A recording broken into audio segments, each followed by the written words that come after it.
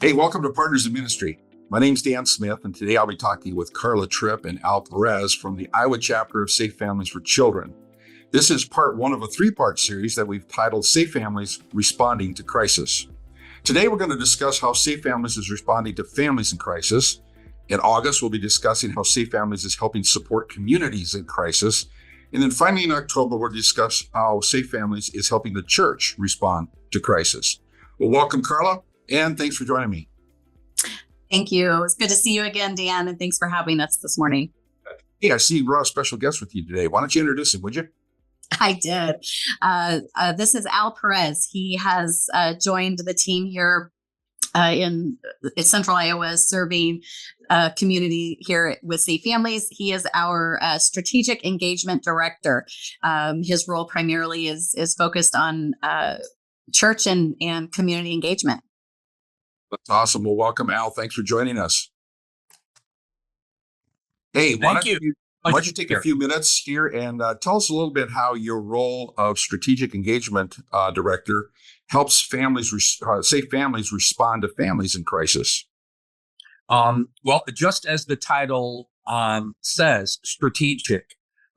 As you know, I have a long-standing history in working with several different silos in community and how the church engages in every one of those silos, or how it is salt and light in those respective silos. So when you're looking at the education system, governmental agencies, when you're looking at law enforcement, you're looking at organizations that serve the family in community, how does the church engage strategically? How do we see ourselves in those areas solving the problems? How do we let community know we exist? And so it's always looking at knowing what's out there, knowing where we fit in community, where that niche is, but moreover, importantly, how we as the church engage in solution-oriented strategies that our cities and our school systems and our governmental agencies look at. It's like, that's what we want to be invested in. You guys are making a difference in community, or you're solving something that we necessarily haven't solved up to this point. And you have the mandate, you have the volunteer base, you have the structure, you have the evidence-based model that's needed in this. And so that's why I love doing this, is because I think the family unit, when you look at fatherlessness, you look at the state of where our data shows that our communities are crumbling, is in the nuclear family. How we watched families struggle, suffer on all different fronts, cyclically, generationally, poverty, and how we're trying to redefine the family unit, and so on. So our whole goal here is to try and find those places and spaces where we can fit, strategically help. And when I think about this, Daniel, in terms of partnerships, it's not just a one-sided relationship. It's how do we as Safe Families also help fulfill the mandate or mission of an adjoining partnership? So how do we see that this partnership is mutual? It's not a one-slanted relationship, but how can we also fulfill the mandate and mission on other organizations we align ourselves to? Sure. Yeah. So Carla, as you look at the traditional role of how Safe Families engages with families, what is Al bringing to the table now that you couldn't do before? Well, he's very deeply connected through the faith community, but also that bridging that into just the community. So his role has been really beneficial in manpower, in strength, in numbers, right? Because we're connecting with multiple different organizations and ministries as well that we hadn't been already connected with and we're really diving in to a much deeper level.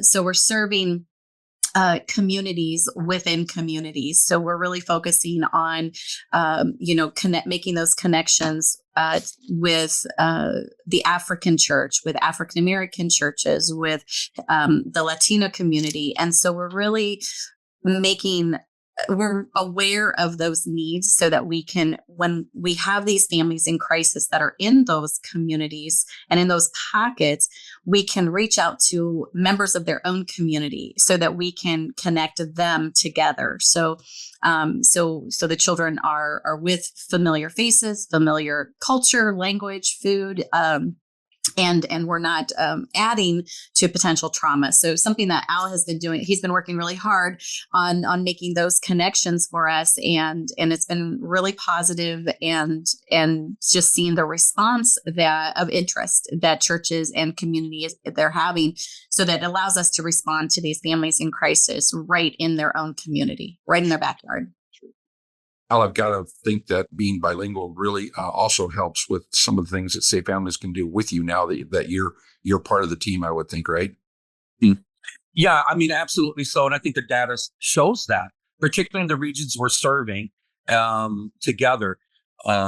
Sitting in, as Carla and I have been sitting in with our public school system here in the Des Moines area, they're looking at something called reimagining schools and reimagining spaces and places. And in that, we realized that our superintendent, vice superintendent have had their focus on people of color. That is that, there's going to be here in our city, in our community, just a growing number of those families in crisis. So having a reach into those networks, we are connected with the head of the Latino Pastors Alliance. We are connected with the head of the African Pastors Alliance and the Asian Pastors Alliance and African American pastors. And so we're recognizing, so when we talk about strategy, where we're going is our communities are changing exponentially. It's kind of like what Carla said. She used the phrase communities within communities. These communities flourish within the broader scope of communities and oftentimes don't know we exist. Oftentimes don't know a ministry like this exists.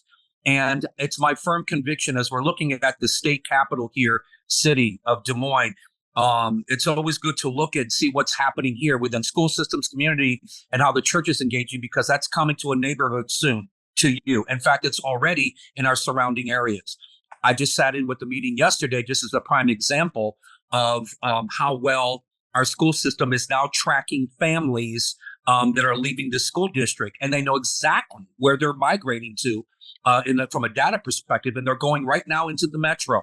Our metro will have a different complexion here in the next 3 to 4 years because of the rapid growth of indigenous nations even moving into the metro. So communities are changing. This is why a ministry like Safe Families that is working to preserve the family, keep the family intact, also working with our churches who also strategically, and I'll save this for a later time, are trying to now develop strategies within their own churches of either hosting another church of a different language, or they are looking to strategically look at their communities and say, we either need to hire a pastor that's bilingual, a pastor that is from one of the, and that's typically happening in quite a few places. So to answer your question, Daniel, it is important. Language is, and second languages and strategies are important to Safe Family. Sure. I know one of the biggest challenges that you have in any community that you're working with is getting your message of how you can help to the people who could really use that assistance. What are you seeing as some of the biggest challenges in communicating that, Alan, in the communities where you're working? Where they don't know you exist, they don't know you exist. So when we think about branding and getting our name out in community, some of the best advertising comes from people that we brush shoulders with. One of the ways that I approach community is usually trying to find those hubs of influence. That's where we want to go. That's where we want to establish. So Carla and I have been in some of these networking meetings. We will call them networking meetings, but they're really where all the nonprofit, not just church, but unchurched groups meet together and share and connect. And like, oh, who's that organization that does this? That's critical and strategic. We have to be known. And not only that, but the secondary thing is that we also have to have build a bridge where our hearts are knitted together as a partner or potential partner. And in a day and an age where you want people to be on board your mission, we've also, as we talked about before, is strategically also being involved in their world. And this is why this is so important as we're looking across the community and building those relationships and those brands. Also, too, its importance is because when we're looking at other silos of community of which we serve, they need to know we exist. And we're right now working in conjunction and conversation with our school district in what we do, because they're totally unaware. Many are unaware of what we offer. So we're really trying to go ambidextrous in our strategy of not only just the church, but also the community at large, is where Carla's getting a lot of referrals from. And we'll continue to get them from governmental agencies, school systems, or those kinds of those areas. Safe Families is constructed in a unique way where it can really come into any room, and people will recognize it right away that we need this. Evidence-based, nationally known, and it's making some very forerunning into other countries now. So when you talked about, Daniel, the fact that an agency like this is now making inroads into other nations, and it's showing you its reach is now becoming global. And we are a global community here. So, it's important. I know one of the unique things that so impresses me, Carla, about Safe Families for Children is that it addresses all three levels of crisis for a family. First of all, the families in crisis, we've got to stop the hurting. Secondly, we need to bring about restoration of them as an individual, as a person, as a family unit. And then finally, we need to provide opportunities for people to grow so they don't go back and slip back into in time of crisis. What is it about the Safe Families model that has allowed you to go do so well at taking families from crisis to growth? It's very unique. Yeah, it is unique. Well, what we're doing is really quite simple. In reality, it's building relationship. And so we're not just temporarily fixing the issue. We're not putting a Band-Aid on it. We're really diving in. So when you think about the rules that we do and what we're doing, when we step into the community and we're surrounding these families with, our model is called a circle of support. And so we are giving them ideally 3 to 5 volunteers who kind of share these roles of host family, family friend, resource family, coach. And we're really just walking this journey with them. And it's not short term. So there are, they'll set goals with us, short term and long term, right?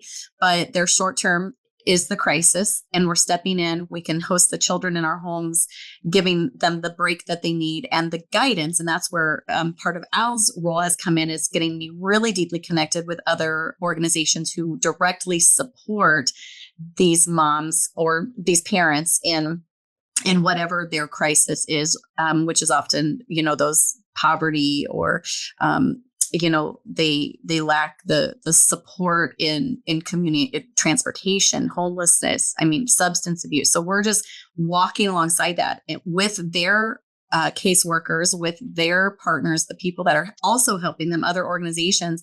But what's unique about us is that we're long-term. And so once we build relationship with the mom or the parent, I defer to say mom because that's the majority, as a single mom that we're supporting, but we do help single fathers and we do help married couples and couples together, but we're really serving them long-term. So we're building relationship instantly with them and building trust. And so over the course of months to years, we have relationship with them, and we call it our extended family-like relationship that we're building. And over the course of those days, weeks, months, and years, they do become our family.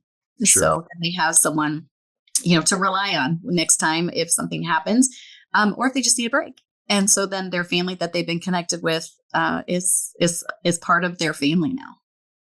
Oh, that is awesome. I know, and I'm a little biased in this statement, but there is nothing like the church who is better equipped to help people make long-term, life-changing, different way of doing life than God's church. And I think that's got to be one of the key factors, is that what you end up doing is mobilizing. And I'm so excited. This is going to be our topic for next month. So stay tuned for this one. This is a good one.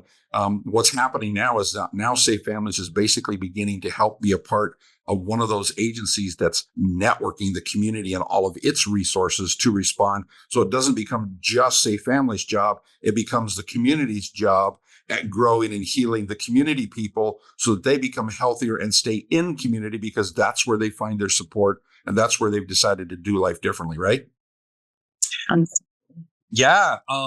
One of the things you said earlier, and Carla mentioned it too, that phrase has become kind of the phrase of this conversation, communities within communities. Daniel, when you were talking about the fact of the multi-ethnic strategic approach, one of the things oftentimes when agencies or organizations have a heart or a burden, or even churches have a heart or a burden to reach out into the broader community, what they don't understand is culturalisms.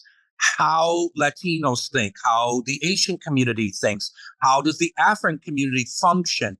We are very tribal. We have tribal heads. We have leaders within those communities. There are the gates of the communities. And so when we think about strategically trying to impact the demographic as the church, we have to know it's governed by elders or spiritual heads or leaders that the community trusts at large. Their voice, their political views, their leadership, their advocacy. So this is a real deep dive that we're heading into in this region regarding the future of how the church engages truly with all the nations. And you mentioned it, Daniel, in terms of your phraseology of how you love how the church is becoming, salt and light, or a city on a hill. This is how we do it. It's not just salt in the communities that are already there, the religious community.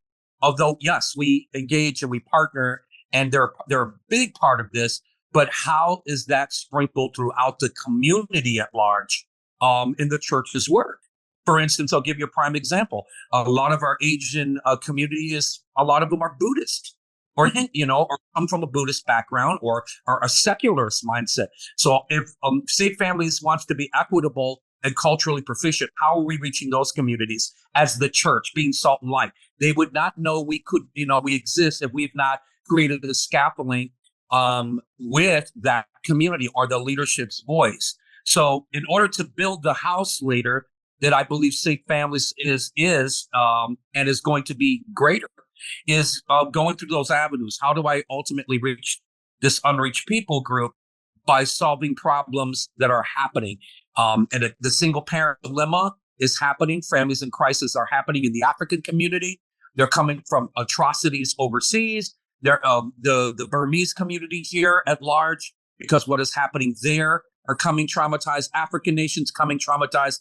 Safe Families is perfect to meet those families here as they come to the West and assimilate in culture. How we are creating the building blocks of being an answer to them. Sure. Right. We're going into those places where we're meeting them. And so that's why I love template and the model of families, because it's only meeting a need for the church at large. It's helping them cross-culturally look at ways of how to do it. Like, how do I want to break into that? And so I think it's a genius strategy. Yeah. And guess what, listeners? That is going to be the main focus of our conversation in August. So you do not want to miss our conversation in August about how Safe Families is supporting community. It's going to be a great conversation. Hey, I'm out there, either myself or somebody that I know, and they're really struggling. They're in crisis. How do they get a hold of you guys? What's the best way for them to connect with you to get the help they need? Yeah, there's several ways. If they're working with another organization, they can just mention us and they can give us a call, send a referral in. You can self-refer as well. If there's a family that needs support and they just happen to stumble across us online, and so they can give us a call. Our phone number's out there.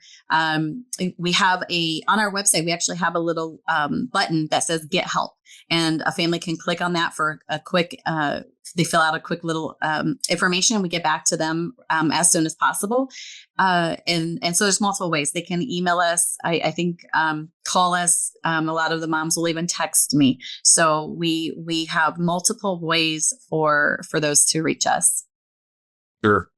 Well, guys, thank you so much for taking the time to meet with this morning. It's been really great information. I really look forward to our other two conversations. So thanks for being with us today. Thanks for having us.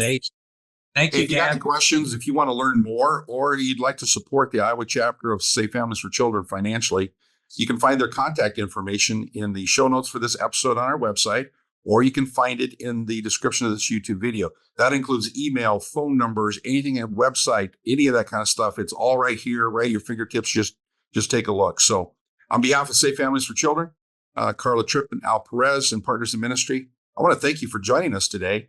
And until next time, let's get out there and serve as Christ serves.